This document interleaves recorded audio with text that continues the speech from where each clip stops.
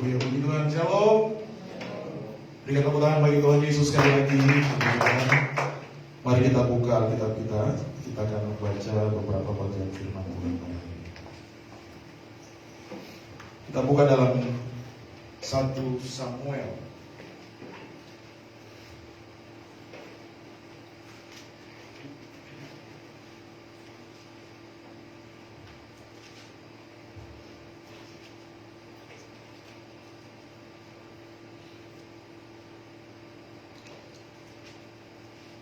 Satu Samuel pasal yang ke-13.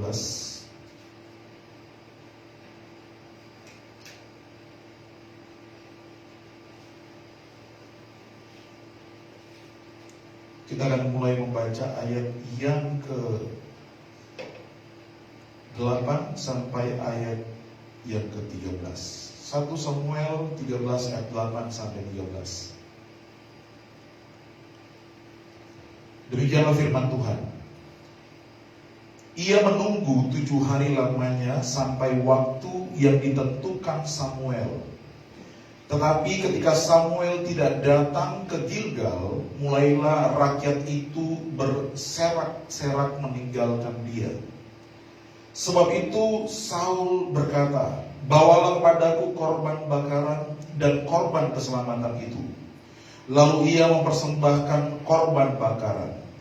Baru saja ia habis mempersembahkan korban bakaran, maka tampaklah Samuel datang.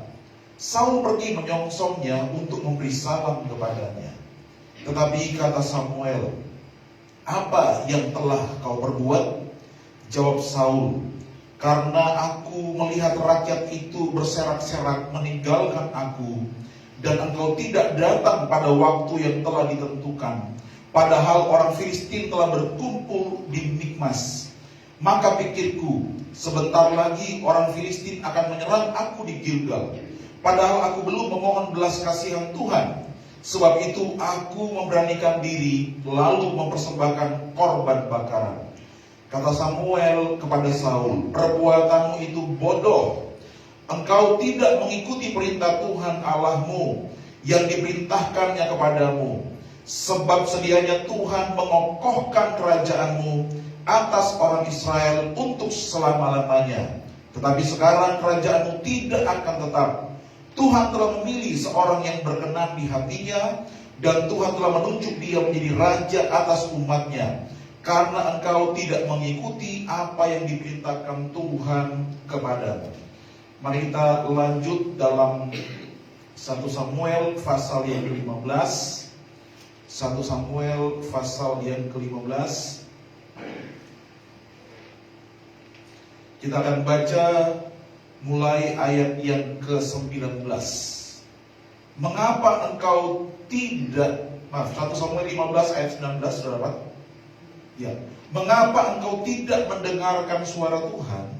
Mengapa engkau mengambil jarahan dan melakukan apa yang jahat di mata Tuhan? Lalu kata Saul pada Samuel, "Aku memang mendengarkan suara Tuhan dan mengikuti jalan yang telah disuruh Tuhan kepadaku. Dan aku membawa Agag raja orang Amalek, tetapi orang Amalek itu sendiri telah kutumpas. Tetapi rakyat mengambil dari jarahan itu kambing domba dan lembu-lembu yang terbaik dari yang dikhususkan untuk ditumpas itu, untuk mempersembahkan korban kepada Tuhan Allahmu di Gilgal." Tetapi jawab Samuel, "Apakah Tuhan itu berkenan kepada korban bakaran dan korban sembelihan sama seperti mendengarkan suara Tuhan? Sesungguhnya mendengarkan lebih baik daripada korban sembelihan, memperhatikan lebih baik daripada lemak domba-domba jantan. Sebab pendurhakaan adalah sama seperti dosa bertenung, dan kedegilan adalah sama seperti menyembah berhala dan terafim. Karena engkau telah menolak firman Tuhan, maka ia telah menolak engkau sebagai raja." Saudara dikasihi Tuhan, ada lagi ayat saudara yang kita akan baca.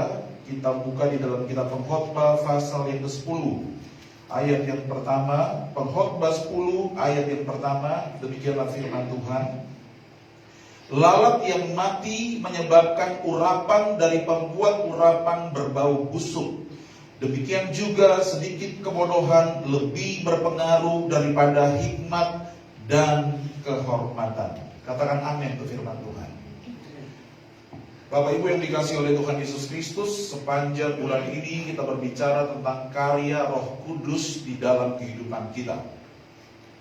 Pada hari kenaikan Tuhan Yesus, saya telah menyampaikan kepada saudara tentang bagaimana Roh Kudus bekerja dalam kehidupan kita, bagaimana kita mengalami karya Roh Kudus dalam kehidupan kita. Beberapa minggu ini juga sudah saya sampaikan kepada saudara sekalian. Roh Kudus pertama ada di dalam kita, saudaraku, menjadi sahabat kita, menyertai kita setiap hari.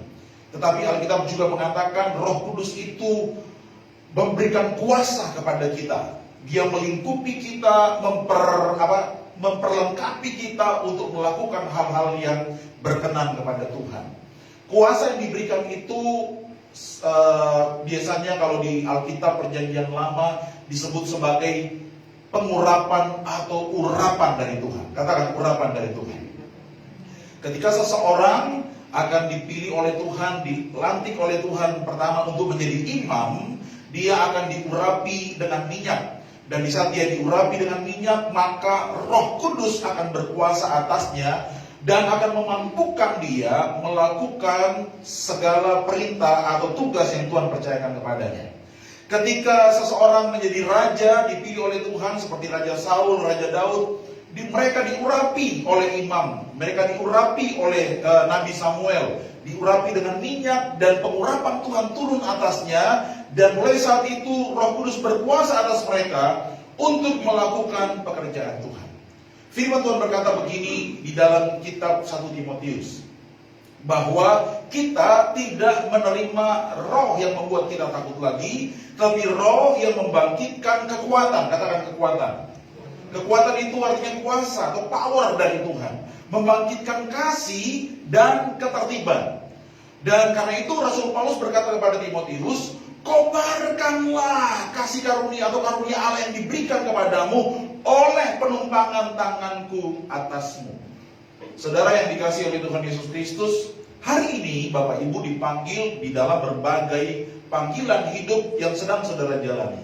Ada yang menjalani sebagai pegawai negeri, pekerja di perusahaan swasta, ada yang bekerja sebagai guru, ada yang jadi mahasiswa, ada yang jadi ibu rumah tangga, bapak rumah tangga, ada yang jadi pendeta, ada yang jadi dosen dan sebagainya. Masing-masing kita, Tuhan tentukan apa yang harus kita kerjakan dalam dunia ini. Dan masing-masing kita harus menemukan panggilan kita di semua profesi yang Tuhan berikan kepada saudara. Saudara, apa beda profesi dan panggilan? Kalau profesi, saudara bekerja dengan profesional, saudara mendapatkan uang, mendapatkan gaji, mendapatkan imbalan dari pemimpin perusahaan saudara atau bos saudara. Tetapi panggilan itu berbeda. Itu sesuatu yang tidak bisa dihargai dengan uang, saudara. Panggilan itu sesuatu yang berasal dari Tuhan. Saudara, temukan panggilanmu di dalam profesimu. Amin. Dan percayalah, dalam setiap hal yang kau lakukan untuk Tuhan, ada pengurapan dari Tuhan. Katakan, ada pengurapan. Ada kuasa dari Tuhan yang akan menyertaimu. Sebab di dalam diri kita, Tuhan memberikan roh. Katakan roh. Roh Kudusnya diberikan kepada kita, roh yang membangkitkan kekuatan, kuasa untuk melakukan tugas kita di dunia ini. Roh yang membangkitkan kasih, sebab kuasa itu harus bekerja dengan kasih, saudara. Bukan dengan kekuatan yang otoriter seperti itu. Firman Tuhan berkata, pemerintah-pemerintah bangsa-bangsa di dunia ini memerintah rakyatnya dengan gada dan tangan besi dan tongkat besi. Tetapi kita yang mau jadi yang terbesar harus melayani. Jadi pengurapan itu bekerja oleh kasih dan ketertiban. Ketertiban itu pikiran yang tenang, pikiran yang tertib, pikiran yang sehat. Artinya kita tidak terpengaruh dengan situasi, kita terus melayani Tuhan apapun yang terjadi. Dan itu hanya dikerjakan oleh Roh Kudus. Katakan Roh Kudus. Itu dikerjakan oleh pengurapan Roh Kudus. Katakan pengurapan Roh Kudus.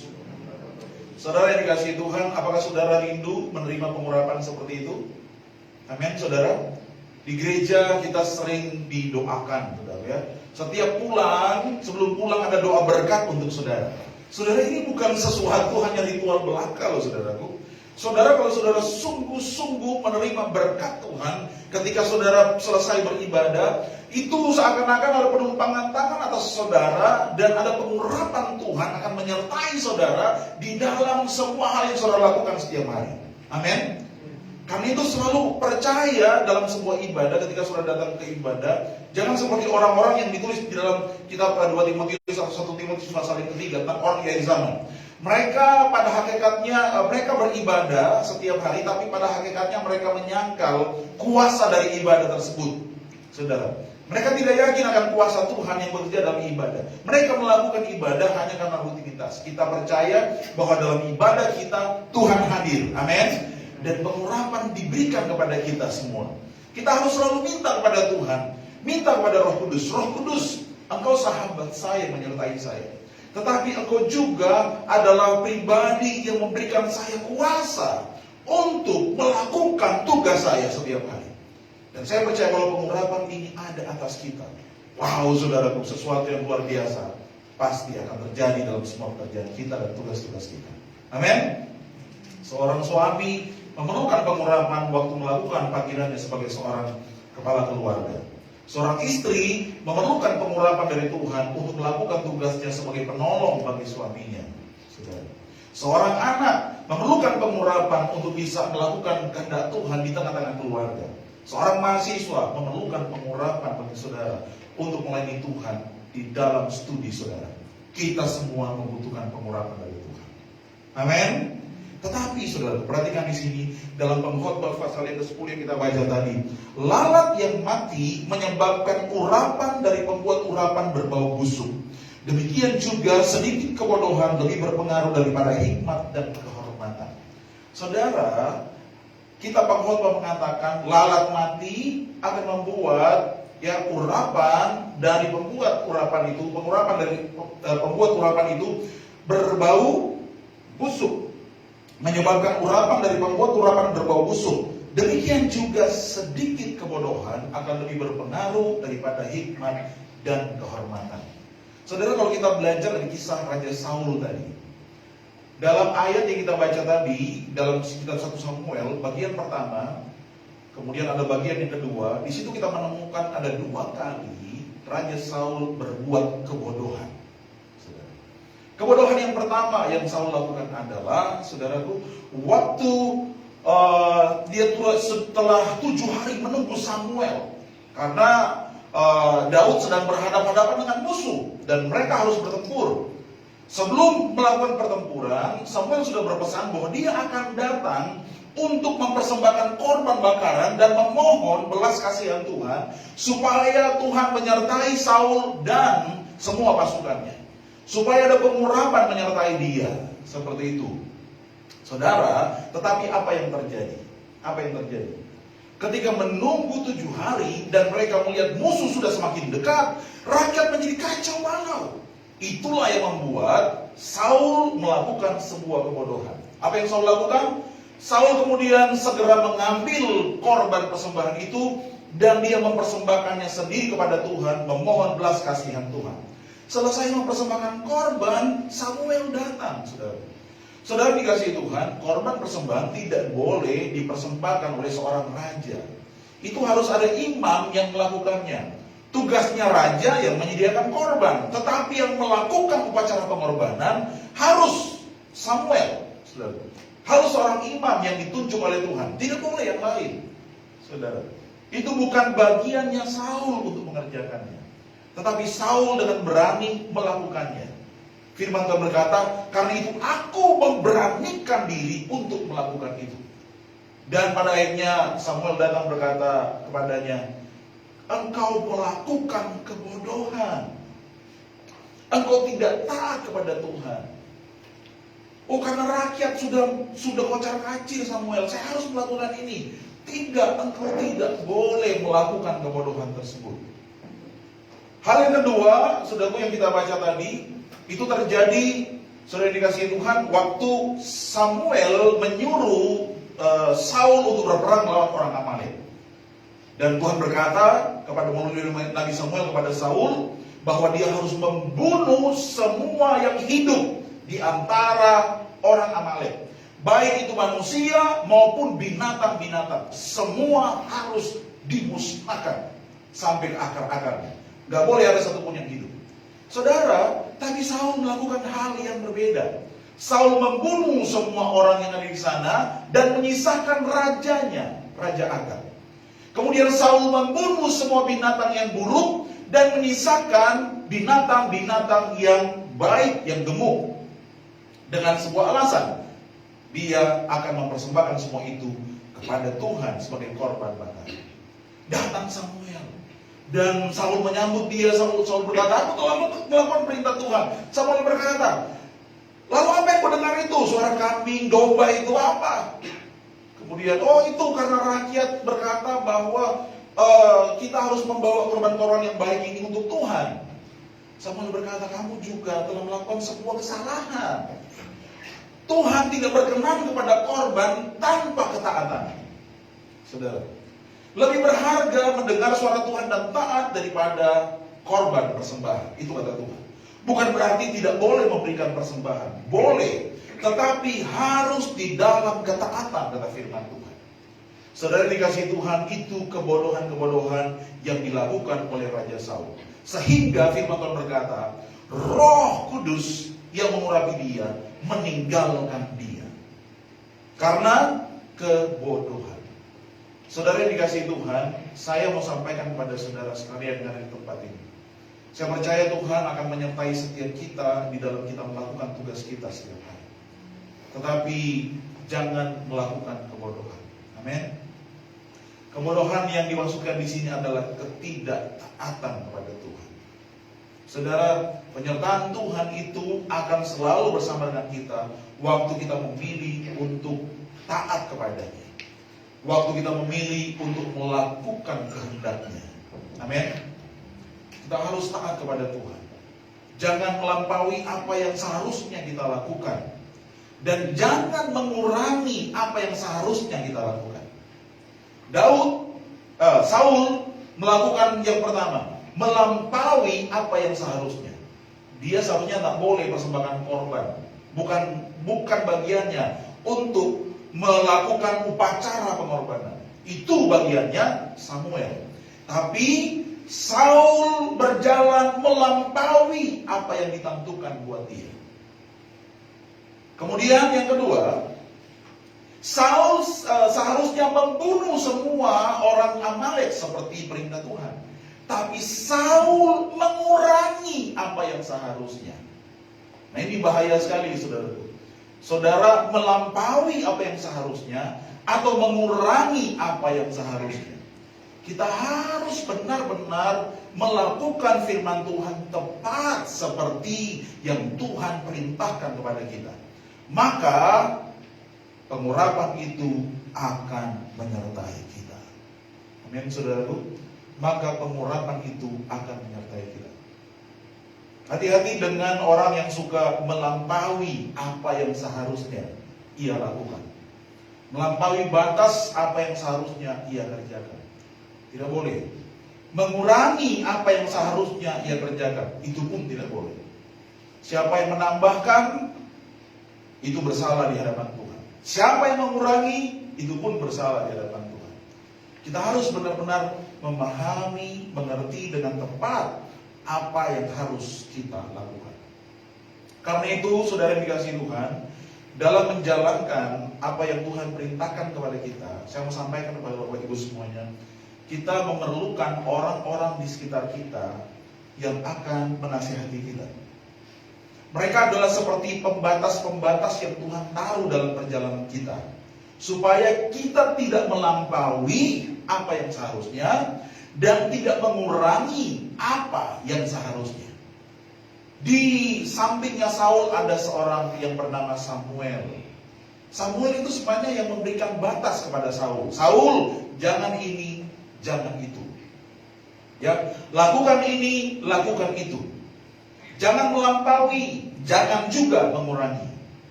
Itu tugasnya Samuel. Saudara.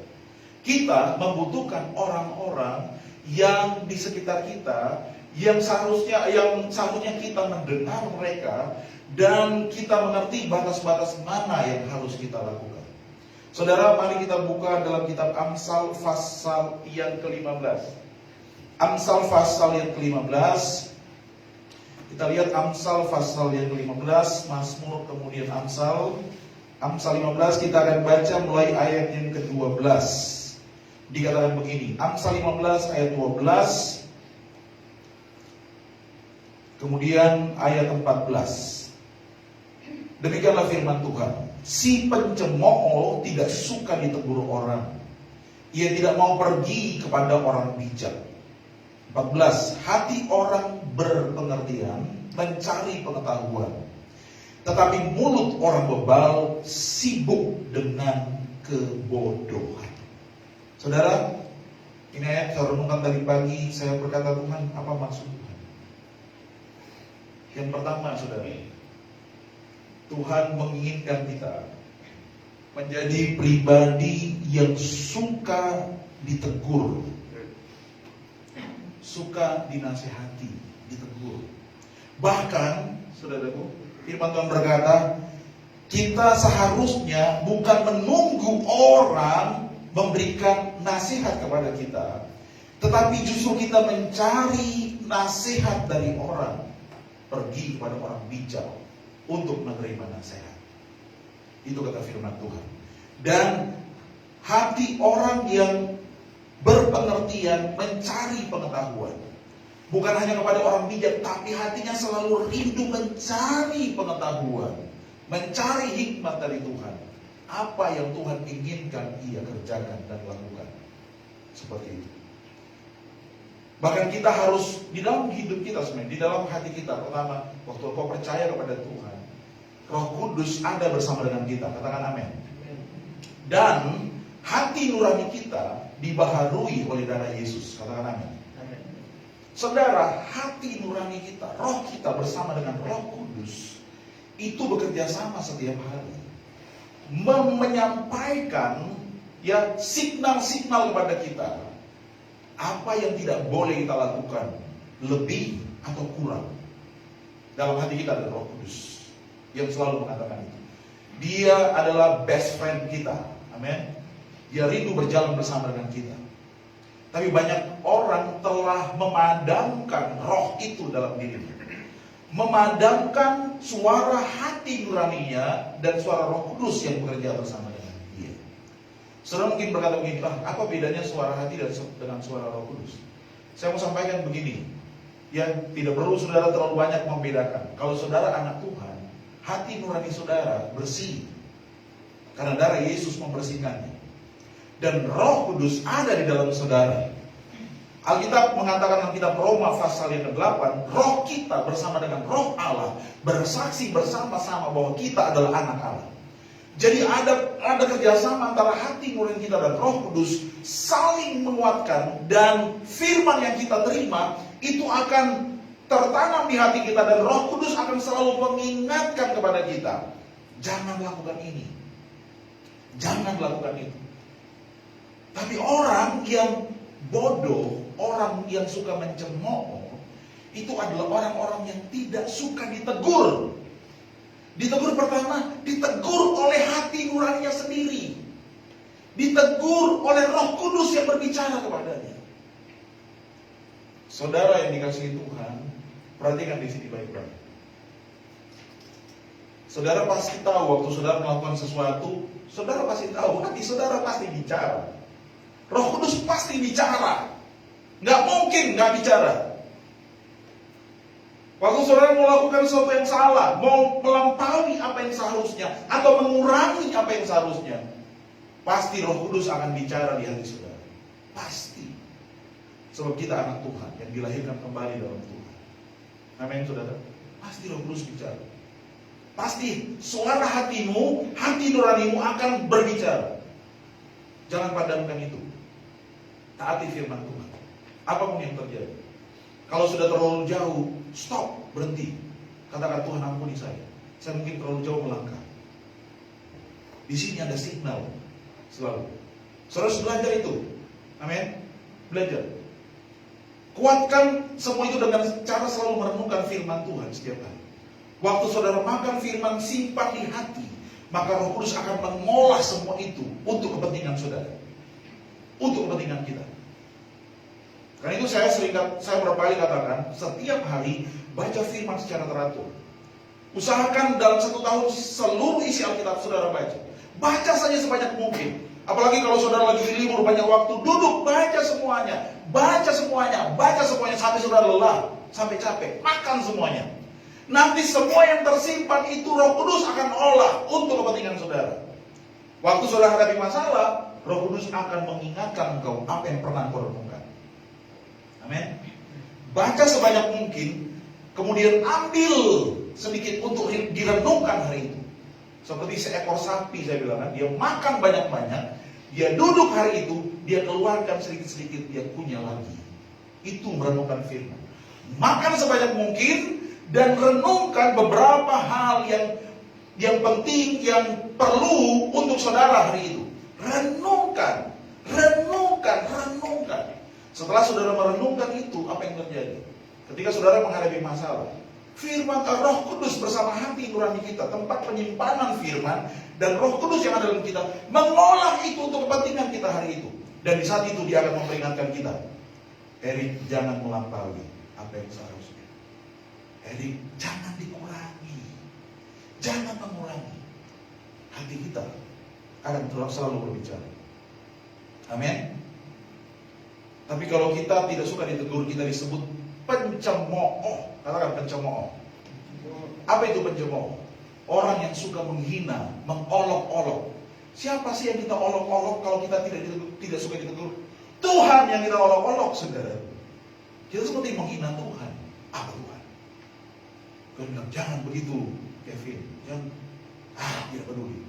Saudara sedang menghina siapa? Tuhan. Atau seseorang datang pada saudara, menegur saudara, tidak boleh begitu. Saudara hati berkata, apa itu? Saudara sedang menghina siapa? Bukan menghina orang menegur, engkau sedang menghina Tuhan yang sedang berbicara kepada engkau. Engkau disebut pencemooh oleh Tuhan. Saudara. Pada akhirnya apa yang terjadi? Kita menjadi orang bodoh. Dan mulut kita sibuk dengan kebodohan. Yang kita perkatakan semua bodoh, mengeluh, kita mulai maki-maki, kita mulai bicara-bicara yang tidak baik, kita mulai menggerutu, kita mulai mengutuk orang, kita mulai mengutuk diri kita sendiri, mengutuk pekerjaan kita, mengutuk bos kita, mengutuk bawahan kita, mengutuk semua orang. Itu dimulai dari mana? Dari sini. Tidak suka ditegur. Seperti Raja Saul. Raja Saul itu gak suka ditegur. Banyak alasan. Oh, karena rakyat. Lah, sudah kau pemimpinnya. Kenapa kau dengar rakyatmu? Jangan kau bodoh. Kadang-kadang kita begitu kan. Di hati sudah bicara begini, jangan bikin itu. Tapi kita lihat teman, teman juga bikin. Kayaknya tidak apa-apa. Hati-hati loh saudaraku. Saudara, Tuhan sudah tegur, tapi kawan bilang, bos, apa lagi itu? Nah, itu Saul. Kenapa Saul tidak taat? Karena dia lihat rakyat suka cobalau, dia takut, dia lakukan melebihi, melampaui. Kenapa Saul mengurangi? Karena rakyat juga. Rakyat bilang, Saul bawa saja itu. Oh iya. Dia bukan lihat Tuhan yang bicara dalam hatinya, tapi dia lihat orang yang ada di sekitarnya. Sedikit kebodohan itu lebih berpengaruh daripada hikmat dan kehormatan. Pengurapan akan rusak karena hanya seekor lalat kecil yang mati di atas pengurapan itu. Jangan berbuat kebodohan. Carilah nasihat, selidikilah pengetahuan, maka kau pasti akan hidup. Amin.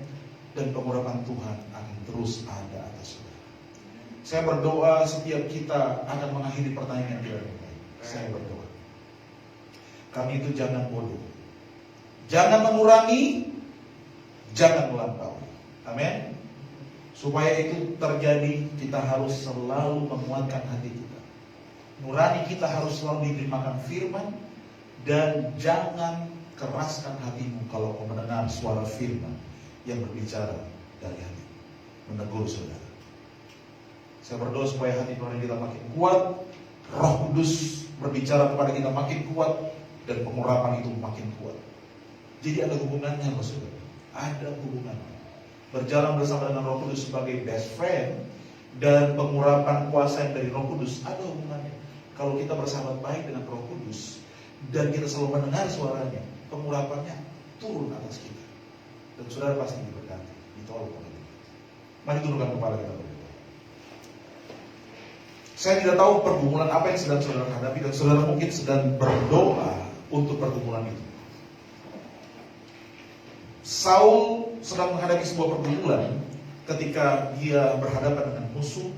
Musuh makin dekat, keadaan makin kacau, rakyatnya mulai kacau balau.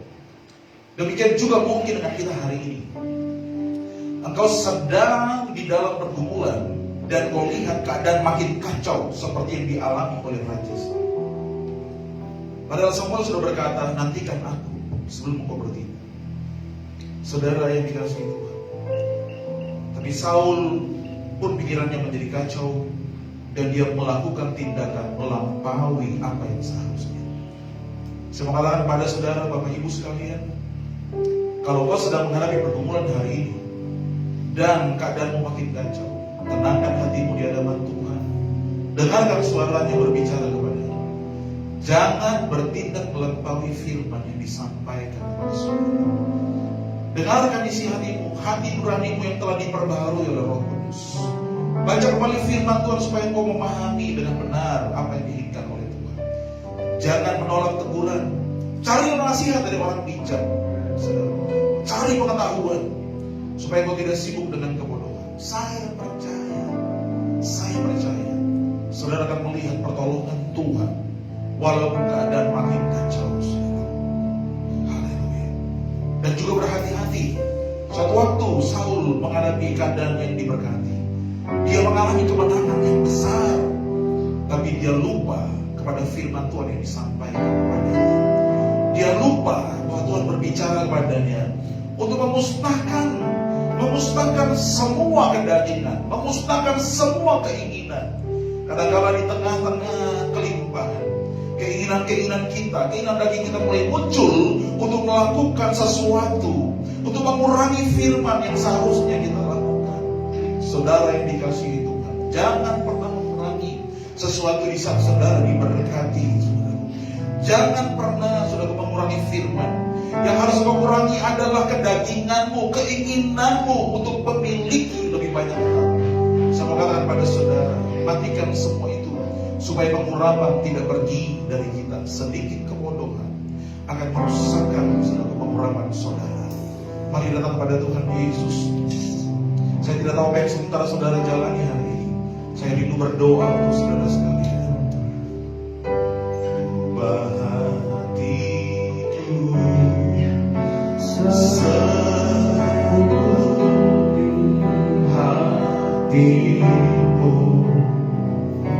setulus salibmu. Kasih-Mu Tuhan, kasih-Mu. Terima kasih Bapa. Tuhan, biar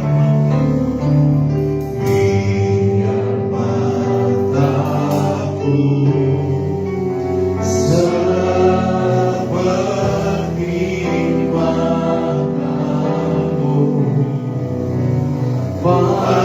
panjangkan kasih-Mu. Ku mau jadi seperti-Mu Tuhan, seperti-Mu. Saudara mari renungkan apa yang baru saja saudara dengarkan pada saat ini. Buka hati saudara untuk Tuhan hari ini. Terima kasih Tuhan. Haleluya.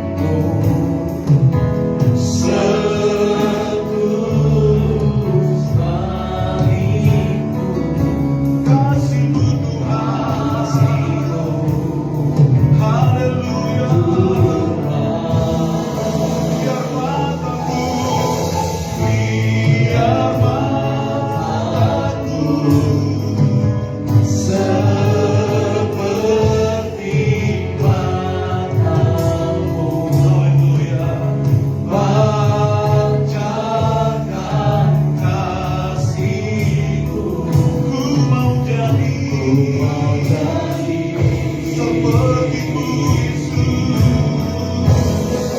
seperti-Mu.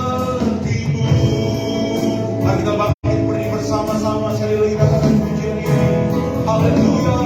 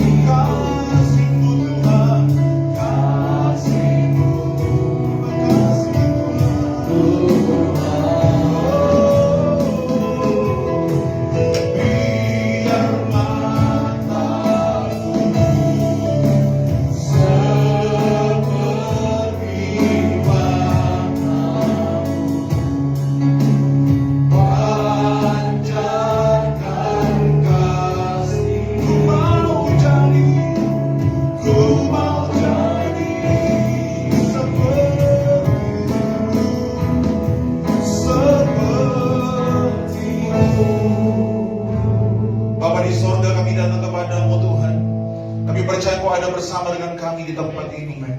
Kami percaya Engkau hadir di tengah-tengah kami.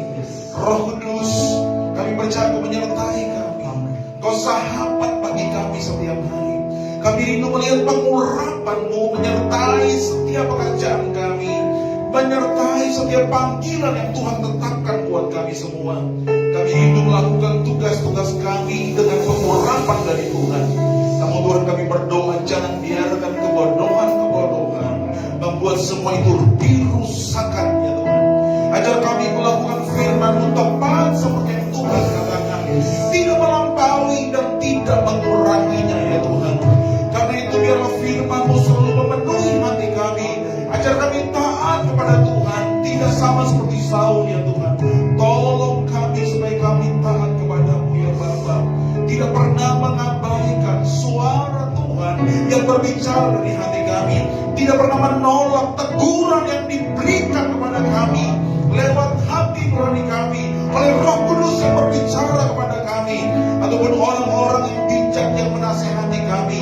Ajar kami menjadi orang yang proaktif untuk mencari nasihat dari mereka yang memiliki kebijaksanaan, untuk mencari pengetahuan dari firman Tuhan, menyelidiki pengetahuan ya Tuhan, supaya kami diberkati oleh Tuhan, berjalan dengan hikmat sesuai dengan petunjuk Tuhan buat kami semua. Berkati para pria di tempat ini, berkati para wanita, bapak-bapak, ibu-ibu rumah tangga dalam nama Yesus. Engkau akan memberkati kami oleh karena ketaatan kami kepada firman-Mu ya Tuhan. Hamba berdoa dalam nama Yesus, jadikan kami Tuhan Yesus pria-pria yang taat Tuhan Yesus, wanita yang taat kepada Tuhan, kepala keluarga yang taat, yang takut akan Tuhan, yang hidup menurut jalan yang Tuhan tunjukkan kepada kami, menjadi ibu rumah tangga, seorang penolong yang baik, yang melakukan kehendak Tuhan dan menuruti setiap firman yang Tuhan tetapkan buat kami. Hamba berdoa dalam nama Yesus. Mungkin hari ini ada beberapa orang yang telah sekian lama ditegur, yang berulang kali ditegur tapi masih mengeraskan hatinya. Hamba berdoa dalam nama Yesus, biarlah mereka akan melembutkan hati untuk mengikuti apa yang firman Tuhan katakan kepada mereka. Dalam nama Yesus, dalam nama Yesus.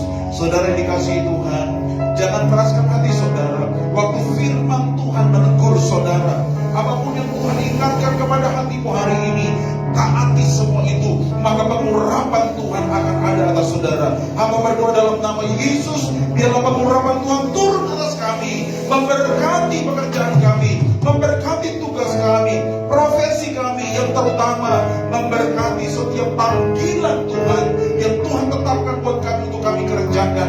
Jangan biarkan kami terpengaruh oleh situasi dan keadaan sekitar kami, oleh kekacauan yang terjadi. Biarlah kami terus taat kepada firman Tuhan.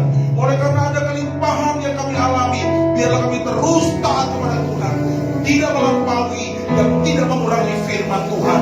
Di dalam nama Tuhan Yesus Kristus, jaga lindungi kami ya Tuhan, berkati kehidupan kami.